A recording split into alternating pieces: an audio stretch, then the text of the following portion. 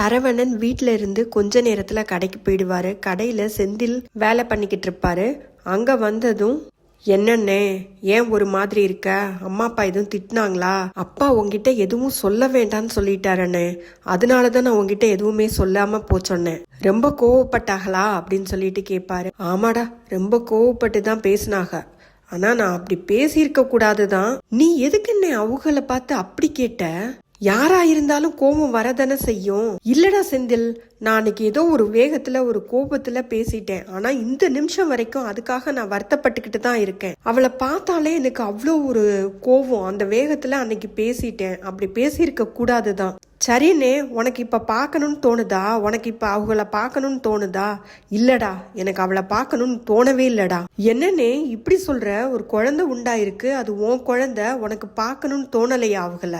இல்லடா, எனக்கு பார்க்கணும்னு தோணல. அவ வயித்துல வளர்றது என் குழந்தை தாண்டா. அந்த குழந்தை அவ வயித்துல வளர்ற வரையிலும் எல்லா செலவையும், டெலிவரி முதற்கண்டு எல்லா செலவையும் நானே பாத்துக்க வேண்டாம். குழந்தை பிறந்ததும் நானே தாண்டா வளர்க்க போறேன். அது ஏன் குழந்தை.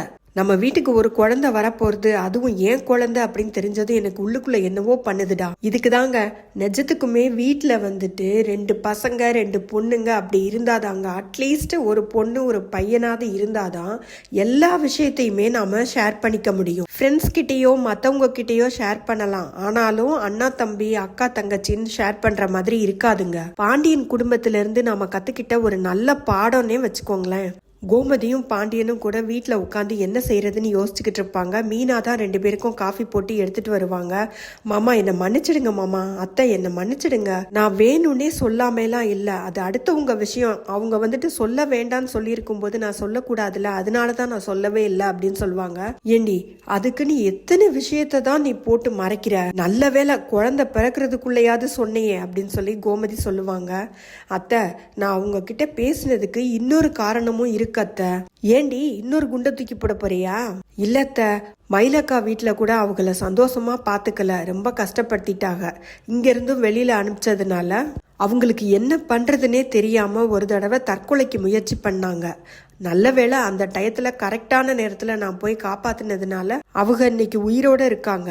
அதனாலதான், அவங்க யாருமே இல்லையே, எனக்கு பேசுறதுக்கு கூட ஆள் இல்லைன்னு அவங்க ரொம்ப ஃபீல் பண்ணி வருத்தப்பட்டு பேசினாங்க. அதனாலதான் இன்னொரு தடவை இந்த மாதிரி அவங்க பண்ணக்கூடாது அப்படிங்கறதுனாலதான், அவங்கள மாத்தணும் அப்படிங்கறதுனாலதான் நான் அவங்க கிட்ட பேசிக்கிட்டே இருந்தேன். ஆனா இப்ப ரொம்ப மாறிட்டாங்க. இப்ப எல்லாம் தற்கொலைக்கு முயற்சி பண்ண மாட்டாங்க. நீங்க என்ன சொன்னாலும் இப்ப அவங்க நல்லாவே இருக்காங்க.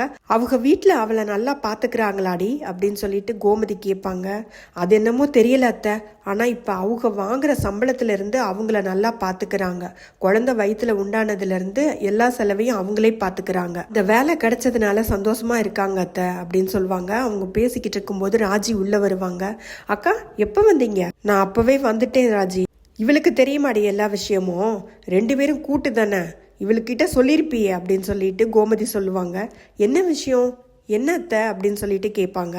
மயிலக்கா மாசமா இருக்கிறது உனக்கு தெரியுமாடி அப்படின்னு சொன்னதும் ராஜி வேகமா அப்படின்னு சொல்லிடுவாங்க.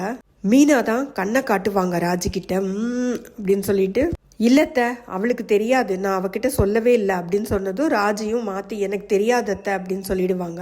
அதான பார்த்தேன், 2 பேரும் கூட்ட களவானீங்களாச்சே, எதா இருந்தாலும் எங்க சொல்றியோ இல்லையோ அவகிட்ட சொல்லியிருப்பேன்னு நினைச்சேன் அப்படின்னு சொல்லுவாங்க. கதிரும் முத்துவேலும் ட்ரீட்மெண்ட்டுக்கு போயிட்டு வந்துருவாங்க. ஒரு ஹோட்டல்ல உட்காந்து 2 பேருமே சாப்பிடுவாங்க. முத்துவேலு கதிர்கிட்ட, உனக்கு என் மேல கோவமே இல்லையா? உன்னை எவ்வளவோ நான் திட்டிருக்கேன், எவ்வளவோ அவமானப்படுத்திருக்கேன், அப்படி இருந்தும் நீ இவ்வளவு ஹெல்ப் பண்றியே, உனக்கு என் மேல கோவமே இல்லையா அப்படின்னு கேட்பாரு.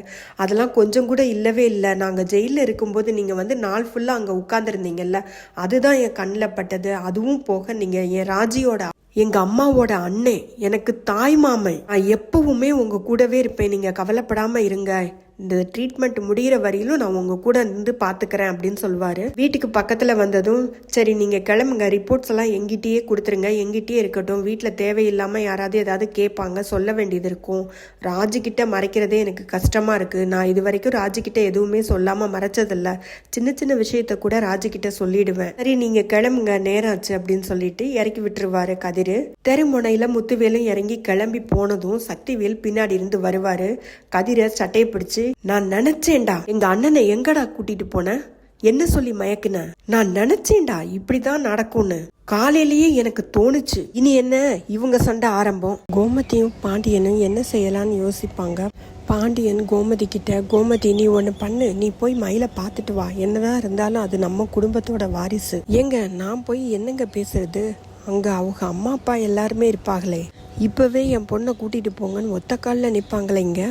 அதெல்லாம் வேண்டாம் கோமதி, இப்போதைக்கு கூட்டிகிட்டெல்லாம் வர வேண்டாம், நீ வேற எதுவும் பேச வேண்டாம், அவளை மட்டும் என்ன எப்படி உடம்பு எப்படி இருக்குன்னு கேட்டுட்டு பார்த்துட்டு வா போதும். பாண்டியனே அப்படி சொன்னதும் கோமதி சரின்னு சொல்லிடுவாங்க. மீனாவும் ராஜியும் கூட ரொம்பவே சந்தோஷப்படுவாங்க. மிச்சத்தை நாளைக்கு பார்க்கலாமா? இந்த டைரக்டருக்கு இந்த ஒரு எபிசோட்லையும் ஏதாச்சும் யாருக்காச்சும் சண்டை மூட்டி விடுறதே வேலையாக வச்சுருக்காரு. இன்னைக்கு எபிசோடில் கதிருக்கும் சக்திவேலுக்கும் சண்டையை மூட்டி விட்டார்ல,